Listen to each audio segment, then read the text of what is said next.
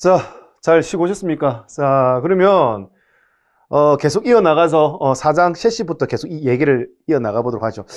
자, 셰시는 우리 아까 작은 범주의 셰시라고 얘기했던 거, 대충 큰 개념은 뭐 셰시가 어떤 건지 대략적인 건 설명을 드렸었는데, 자, 작은 범주의 셰시는 뭐다?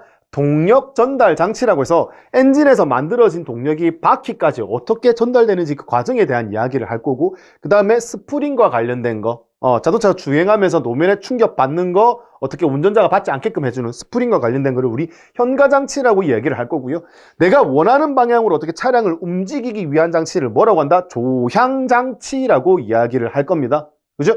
그 다음에 이제 브레이크를 밟아가지고 차량의 속도를 줄일 수 있는 장치를 뭐라고 한다? 제동장치라고 한다. 자, 이 방금 얘기했던 이 장치들을 어디서 우리가 임의로 나는 작은 범주의 셰시에서 이야기를 할 거다라는 겁니다. 자, 그러면 이제 자, 동력 전달이 어떻게 되는지 그 과정에 대해서 일단 먼저 아셔야 된다라는 거예요. 그래서 지금 요 형상을 보시면 자, 이게 어떤 내용이냐?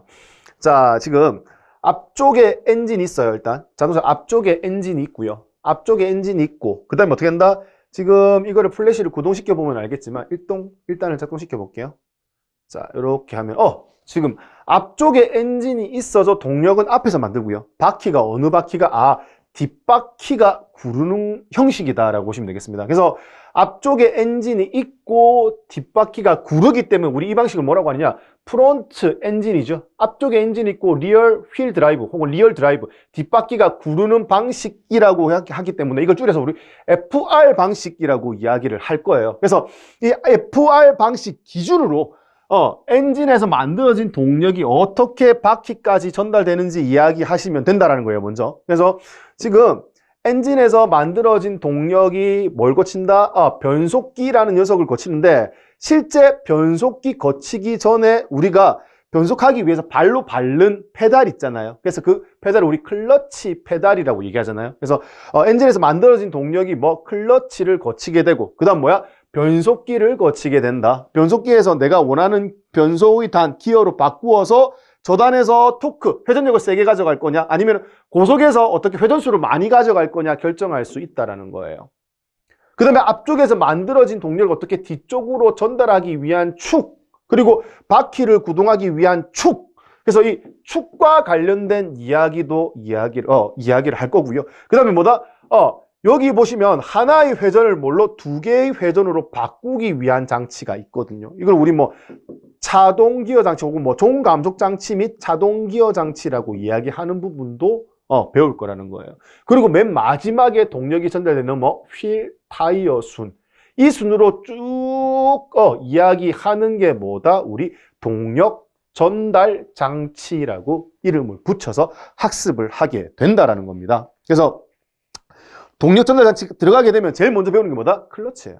클러치. 그 다음에 이제 클러치 다음은 변속기죠. 변속기. 그 다음에 드라이브 라인이라고 해서 동력을 전달하는 축에 대해서 이야기를 할 거예요. 자, 그 다음 뭐다? 종감속 장치 및 자동 기어 장치에 대해서 이야기를 하는 겁니다. 그래서 제일 처음에 동력 전달 장치는 이런 부분에 대해서 이야기를 할 거다라는 이야기고요. 자, 그 다음에 이제 스프링과 관련된 이야기인 거잖아요. 그래서 이 스프링과 관련된 장치를 우리 현가 장치라고 이야기를 하죠. 그래서 이 현가 장치의 스프링이 움직이는 거는 실제 이제 어떻게 움직이는지 이렇게 보실 수 있고, 이 움직이는 스프링뿐만 아니라 스프링의 충격을 흡수해주기 위한 가운데 있는 쇼버, 우리 쇼버라고 하는 거잖아요. 이런 쇼버, 그리고 이제 바퀴가 지금 보시는 우측과 좌측이 따로 움직이는 방식 혹은 같이 움직이는 방식, 여러 가지 스프링에 대한 이야기를 할 거라는 거예요. 어디서? 현가 장치에서요.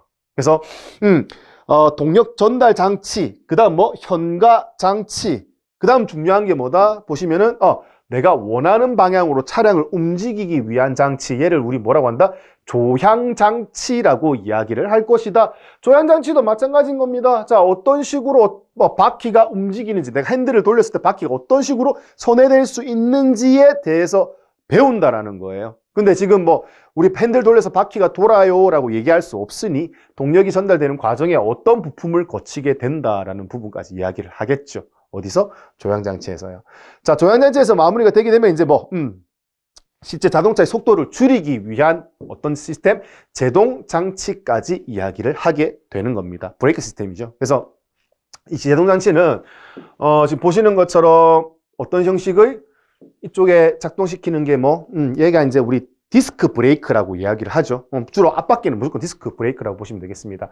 자, 그 다음에 이렇게 뒤에 드럼식으로 생겨가지고 돌아가는 형식도 있죠. 그래서 이런 브레이크를 우리 뭐라고 한다? 이런 드럼 브레이크라고 이야기를 하는 겁니다. 그래서 디스크 브레이크와 드럼 브레이크가 있다. 그리고 얘 둘의 장단점은 뭐다. 그 다음에 여기에 전자제어 시스템이 들어가가지고 브레이크를 훨씬 더 안정적으로 제어하는 시스템에 대한 이야기도 한다. 이런 거예요.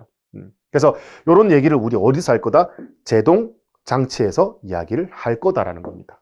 그럼 이게 전부예요. 그래서 아까 얘기했던 것처럼 엔진에서 만들어진 동력이 바퀴까지 전달될 때 어떤 과정을 거치게 되느냐가 동력 전달 장치에서 배우게 될 것이고, 그 다음에 이제 스프링과 관련된 거 배우는 부분이 뭐다? 현가 장치다. 조향 핸들과 관련된 걸 조향 장치, 그 다음에 브레이크와 관련된 것을 우리 제동 장치. 이게 작은 범주의 셰시에서 배우게 될 내용들이다라는 겁니다. 그래서 이제 4장까지가 마무리가 되었고, 이제 맨 마지막에 남은 게 뭐다? 자동차 규칙이죠. 자동차 규칙과 관련돼서는 이런 거예요. 자, 우리 길이를 전장이라 한다, 너비를 전폭, 높이 전고, 이런 용어들에 대해서 어떻게 자동차 제작할 때 제한을 둔다라는 거예요. 자, 길이 왜 제한을 두겠어요? 자동차 너무 길면은 어떻게 한다? 선회한다든지 유턴할 때 힘들 수 있다라는 거예요. 그래서 길이의 제한도 두고요. 자동차의 폭 중요하죠. 왜? 차선을 설계할 때 폭이 중요하니까. 그래서 차석의 한계 또 주차 라인 있잖아요. 주차 라인 폭도 중요하죠. 그래서 이런 너비, 폭은 얼마 이하여야 된다. 이런 약속들이에요, 약속들. 그리고 이제 터널을 만든다, 굴다리를 만든다. 이럴 땐 자동차 높이도 중요하겠죠. 그래서 이제 높이에 대한 제한, 얼마만큼 두는지 이런 거에 대해서 이제 규칙이 뭔지 배운다라는 거예요. 5장에서요. 그리고 이제 최저지상고라고 해서 접지 부분을 제외하고 자동차 나머지 부분이 얼마만큼 이상 떠 있어야 된다. 이런 이야기. 그리고 이제 자동차의 총 중량, 무게 중요하겠죠. 왜? 무거운 차량, 엄청나게 무거운 차량들이 지나가면 도로, 아스팔트 다 깨지지 않겠습니까? 그래서 그런 제한들도 둘 수 있다라는 거예요. 이런 거에 대해서 배우는 게 뭐다? 5장에서 배우는 자동차 규칙과 관련된 이야기인 겁니다. 자, 그러면 우리가 정리했던 거 다시 한번 큰 그림 그리면서 한번 다시 정리를 해보도록 하죠. 자, 자동차 구조 원리는요. 자동차 구조 원리는 뭐다? 자동차 일반 엔진, 전기, 셰시, 그리고 자동차 규칙, 이렇게 5가지로 나눌 수가 있다라고 했던 거. 그죠? 요거는 반드시 머릿속에 들어가 있어야 할 부분인 거고요. 자, 그 다음에 요거를 조금 더 세분화해서 보면은 이제 이렇게 되는 거죠. 자, 자동차 일반에서는 우리 뭘 배운다? 처음에 자동차 정의, 그 다음 자동차 분류 나누는 거, 그다음 기본 구조와 재원에서는 뭘 배우게 된다? 요거예요.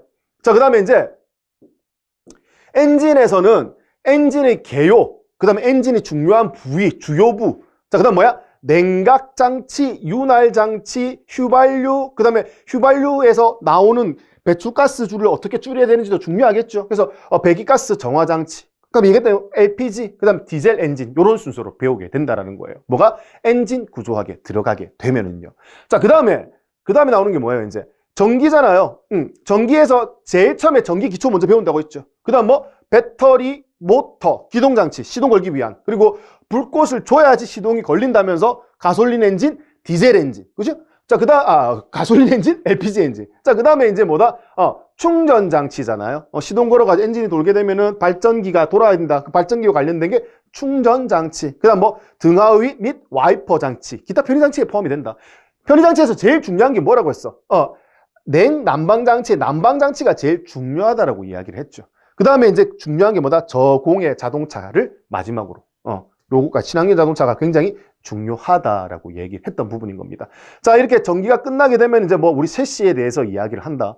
셰시도 기초가 관련된 거 있는데 이건 크게 중요하지 않고 간단히 넘어갈 수 있어요. 자, 그 다음이 뭐다? 동력 전달 장치라고 얘기했던 부분인 거죠. 자, 동력 전달 장치 한번 클릭해 볼까요? 자, 동력 전달 장치는 동력이 전달되는 순서지 않습니까? 그래서 클러치, 변속기, 드라이브 라인, 축, 그죠? 휠 및 타이어 순으로 진행이 된다 했죠. 자, 그 다음에 경과 장치는 뭐 스프링, 그 다음에 쇼버, 그 다음에 하나로 차축으로 묶여 있는지 따로 움직이는지 종류, 그 다음에 뭐 진동, 그 다음에 여기에 전자 제어 시스템 들어간 것까지. 자, 그럼 경과 장치가 마무리되면 그 다음 뭐다? 핸들과 관련된 거. 핸들을 돌렸을 때 좌우바퀴 어떻게 움직이는지에 관련된 이야기를 할 거라는 거예요. 그죠? 예, 이제 조향장치가 여러 가지 내용 나와 있고, 그 다음에 이제 있는 게 뭐다? 브레이크와 관련된 거죠. 브레이크 시스템에서 뭐 유압식 제동장치에 디스크 브레이크, 드럼 브레이크 쓴다라고 얘기를 했고요. 그 다음에 이제 공기 브레이크도 있고, 그 다음에 전자제어 브레이크 시스템도 포함이 되어 있다. 여기까지 하시게 되면 이제 남은 건 뭐밖에 없다? 자동차 규칙밖에 없는 거잖아요. 자동차 규칙은 기출 문제를 보시면 알겠지만 그렇게 비중이 비중이 많은 편이 아니에요. 그래서 기출 문제를 보고 이거 비중이 그렇게 많지는 않고 이것 중에서 비중이 어떤 게 제일 높은지에 대해서는 문제를 풀다 보면 감을 잡으실 수 있다라는 거예요. 그렇게 요 내용을 배우시면서 자동차 구조 원리 배우시면서 다시 와가지고 요 트리를 한 번씩 더 생각할 필요성이 있다라고요. 자, 그러면 이제 요렇게 트리를 정리를 해가지고 올해 지금 촬영하는 기준이죠. 2021년 서울시에서 나왔던 문제 중에 하나를 보는 거예요. 자동 변속기에 사용되는 유성기어에서 캐리어를 고정하고 썬기어를, 무슨 말인지 모르겠죠. 일단 자동 변속기의 얘기고 유성기어 장치의 얘기다, 그죠? 그럼 자동 변속기와 유성기어 장치의 내용을 봤는데, 기출 문제 푼다고 봤는데, 이후에 시험 공부하면서 봤는데 이게 어디 부분인지 모르겠어. 이러면 안 된다고요. 학습이 제대로 됐다라면 자동 변속기이기 때문에 셰시 구조에 포함이 되겠구나. 그죠? 셰시 중에서 동력 전달 장치, 변속기는 동력 전달 장치잖아요. 그리고 동력 전달 장치 안에서 얘는 자동 변속기니까. 자동 변속기 안에를 봐야 된다는 개념인 거죠. 그래서 이런 정리가 잘 되어 있어야지만 우리가 아까 얘기했던 것처럼 자, 여기서 이렇게 여기서 셰시였어. 그리고 동력 전달 장치였지. 거기서 변속기였지. 근데 자동 중에 자동 변속기였지. 자동 변속기에서 여러 가지가 있는데 유성기어 장치 요 얘기구나. 유성기어 장치, 썬기어, 링기어, 캐리어, 증속, 감속 요거 관련된 문제구나 라는 겁니다. 그러면 얘가 뭔데? 얘가 교재의 목차기 때문에 교재 순서 찾아가지고 그때그때 내가 필요한 내용 찾기가 훨씬 더 쉽다라는 거예요. 그 위치 내용 정리하기가요. 그래서 요거는 반드시 머릿속에 들어가 있어야 된다. 이 전체적인 트리가요. 그래서 하나하나 공부할 때마다 가지쳐 나가면서 내용이 점점 확장될 수 있다라는 거예요. 요 내용만 알면은 정리하는 건 크게 어렵지가 않다라는 겁니다. 자, 그러면 나머지 문제 하나만 더 챙겨볼까요? 서울시에서 나왔던 거예요. 자, 요 상태에서 자,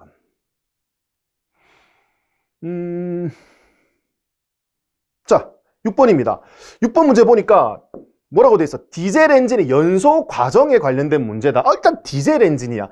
디젤은 뭔데? 가솔린, 엔진에서 엔진에서 제일 처음에 나왔던 게 자동차 엔진의 정의, 내연기관, 외연기관 이런 게 나올 거고, 그 다음에 자동차 엔진의 주요부죠. 주요부, 그 다음 냉각장치, 윤활장치, 그 다음에 가솔린 연료장치, 그 다음 배출가스 정화장치, 그 다음이 디젤이라는 거예요. 그러니까 요게 머릿속에 다 정리가 돼 있어야 된다고요. 지금 제가 이렇게 쭉 가지 치는 것처럼. 그래서 그것대로 하자라고 하면 자, 다시 보는 거죠. 보세요. 자, 이렇게 마인드맵에서 자, 보세요. 아까 뭐였어? 엔진이었지. 엔진 중에서 디젤이었잖아요. 디젤 엔진, 연료장치였지. 디젤 엔진에서 연소 과정 4단계, 착화 직후, 요거 얘기하는 거구나. 착화 직후라고 정리해놨지만, 이 내용이 내 머릿속에 들어가 있다라는 거지. 그죠? 그래서 착화 지연 기간, 화염 전파 기간, 화염 전파 기간, 직접 연소 기간, 후 연소 기간. 이렇게 머릿말만 알면은 이게 쭉 줄줄줄 나올 수 있도록 연습을 자주 하시게 되면은 마인드맵만 보고도 전반적인 자동차 구조 원리가 내 머릿속에 다 들어갈 수 있다는 얘기인 겁니다. 그래서 요게 된다라고 하면 다시 돌아가가지고 뭐야 아까 봤던 거 있잖아요. 요거 그러면 이 6번과 관련된 문제를 풀었는데 내가 어딘지 모르겠어. 내용이 잘 기억나지 않아 라고 하면 어떻게 된다? 그 파트 그 순서대로 그대로 찾아가실 수 있다는 거고요. 지금 아는 내용이 아니라 모르는 내용, 새로운 내용을 접했어. 그러면 새로운 내용을 접했을 때 그 새로운 내용이 어디쯤에 들어가는지 어떻게 이 틀이 안에 정확하게 꽂아 넣을 수 있어야 된다는 겁니다. 그러려면 어떻게 된다? 반드시 얘가 정리가 되어야 된다. 그러면 얘를 이 많은 트리를 정리할 때 어떻게 정리할 거냐? 자, 이걸 어떻게 다 정리할 거예요?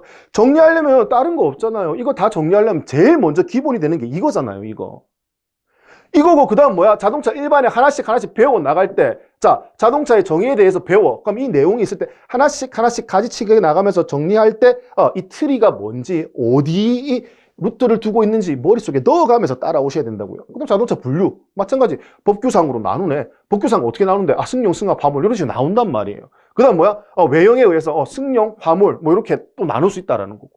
그 다음에 이제 기본 구조와 재원 들어가게 되면 기본 구조에 뭐가 있는데 차체와 셰시로 나눌 수 있다. 아까 제가 뚜껑을 열어가지고 어떻게 뚜껑 열었을 때 사람이 타거나 짐을 실는 공간을 우리 차체라고 이야기하는구나. 그 다음 뭐야? 셰시는 뭐야? 이것만으로도 주행이 가능하다면서요. 그죠? 이것만으로도 주행이 가능하려면 뭐 말씀드렸는데 엔진, 전기, 셰시만 있으면 된다고요. 그래서 이 엔진, 전기, 셰시를 우리가 세부적으로 나누어서 자동차 일반 밑에 엔진, 전기, 셰시 배우게 된다는 개념인 거죠. 이것만 들어가 있으면 얼마나 좋아요. 그리고 치수에 대해서 얘기할 거야. 전장, 전폭, 전고, 축고, 융고 아까 얘기했던 거. 외형에서 어떻게 사이즈 얘기했던 거 그거예요. 치수. 그 다음에 중량 자동차 뭐야? 공차 중량 이게 아까 우리 홈페이지 들어가가지고 자동차 아반떼 정보를 알고 싶을 때 공차 중량이 나와 있었잖아요. 그런 개념으로 접근할 수 있다는 겁니다. 그리고 성능과 공학 들어가게 되면은 성능 공수 정신 이거 안 했다 성 치더라도 요거 그래서 우리 아까 엔진 회전수, 토크, 연료 소비율, 출력, 마력 이런 것들 있잖아요. 이렇게 가지치기 나가면서 요 내용만 전반적으로 머릿속에 다 넣어놓으면은 어떻게 되는데 자, 요 내용만 전반적으로 넣으면 뭐야? 자동차 일반에 대해서 교재를 보지 않더라도 기본적인 개념은 전부 다 머릿속에 다 들어가 있다는 겁니다. 그리고 이 내용에서 벗어나는 다른 내용의 문제를 봤다. 그럼 어디에 내가 첨삭을 해서 집어넣어야 될지 정확하게 개념이 잡힌다고요. 그래서 이거를 여러 번 반복하다 보면 그럼 뭐예요? 자동차 원리 끝나는 거예요. 자동차 구조 원리 끝나는 겁니다. 그래서 너무 어렵게 생각하실 필요가 없어요. 자, 그러면 다시 자동차 구조 원리는 이제 어떻게 공부하면 된다? 자, 자동차 구조 원리는 자, 학습하실 때 전체적인 그림을 보듯이 관망하라고 했어요. 그럼 그 관망하는 게 뭐다? 요거잖아요, 요거. 자동차는 어떻게 된다? 자동차 일반, 엔진, 전기, 셰시, 자동차 규칙 이렇게 5가지로 나눌 수 있다더라. 그 다음 뭐야? 수업 들어가가지고 디테일하게 하나씩 교재 보면서 넘어갈 때 어떻게 한다? 본인만의 마인드맵을 만들어서 하나 가지쳐서 그때 만들어 나가라고요. 그래야지 내가 교재를 보면서 공부를 할 때 내가 어디쯤 다 하고 있는지 알 수 있잖아. 내가 가는 길이 정확하게 명확하게 나와 있기 때문에 내가 길을 잃어버리지 않는다고요. 그림 보면서 그림 한 곳에 계속 붙어가지고 항만 있네. 나중에 숲풀만 있네. 저기 산이 있네. 그것만 보는데 나중에 이게 조합이 안 된다니까. 학은 어디에 있는 건지, 숲풀은 어디에 있는지, 나무는 어디에 있는지. 그게 안 된다고요. 그래서 어떻게 한다? 전체적인 그림을 먼저 보고 위치를 파악하고 하나씩 디테일하게 들어갔을 때 이 전체적인 개념이 흔들리지 않는다고요. 이때 오래 기억할 수 있다라고. 그게 뭐야? 응용도 가능하다라는 얘기죠. 이렇게 학습을 하시게 되면요. 그래서 자동차 구조 그렇게 생각하실 필요 없어요. 이렇게 해서 따라오시면 된다라는 겁니다. 그래서 A부터 Z까지 기존에 안다라는 생각 없이 차근차근 하나씩 다 풀어 드릴 겁니다. 자, 그리고 이제 지금 앞선 연도에 미리 공부하신 분들 있잖아요. 학습을 하셔가지고 시험을 치신 분들 있잖아요. 내가 좀 알고 있는 분들 있잖아요. 더 위험해요. 더 공부 많이 하셔야 돼요. 왜? 내가 알고 있다라고 생각하고 있었는데 막상 시험장에 가서 문제를 풀면은 내가 알고 있다라고 했던 문제들 기본적으로 실수를 엄청나게 많이 해왔었고요. 그래서 두 번째, 세 번째 내가 학습하시는 분들도 처음 공부한다라는 생각으로 이 마인드맵 순서에 맞춰가지고 하나씩 디테일하게 놓치지 말고 꼼꼼하게 따라오셔야지만 보다 경력을 활용할 수 있다는, 경험을 활용할 수 있다는 겁니다. 보다 안정적으로 높은 점수를 받을 수 있다는 개념인 겁니다. 자, 초심자는 어떻게 제가 A to Z 하나씩 하나씩 따라오실 수 있게끔 짚어드릴 거고요. 그 다음에 미리 공부를 하신 분들은 어떻게 한다? 싹 다 잊어버리고 어떻게 처음부터 같이 하나씩 하나씩 챙기면서 따라오시면 좋겠다는 겁니다. 그리고 이제 마인드맵 같은 경우는 정리되어 가지고 제가 실제 강의하면서 어떻게 이 마인드맵 프로그램 쓰는 거하고 하나씩 정리하는 거하고 실제 관련된 내용을 어떻게 정리해 나가시면 되는지 본인 스스로의 마인드맵을 만들 수 있게끔 제가 알려드리도록 하겠습니다. 그리고 이제 뭐 학습하면서 중간에 첨부 파일로 제가 만들어 놓은 마인드맵 전부 다 가지고 있는 것들을 어떻게 파일로 공유할 수 있게끔 올려드리도록 하겠다라는 거예요. 이렇게 준비해서 하게 되면은 뭐 자동차 구조원리 크게 어렵지 않습니다. 충분히 전부 다 좋은 점수 받으실 수 있게 되는 거고요. 자, 그러면 조금 쉬셨다가 다음 시간부터 본격적으로 수업 들어가 보도록 하겠습니다. 자, 고생 많으셨고 좀 쉬었다 오십시오. 수고하셨습니다.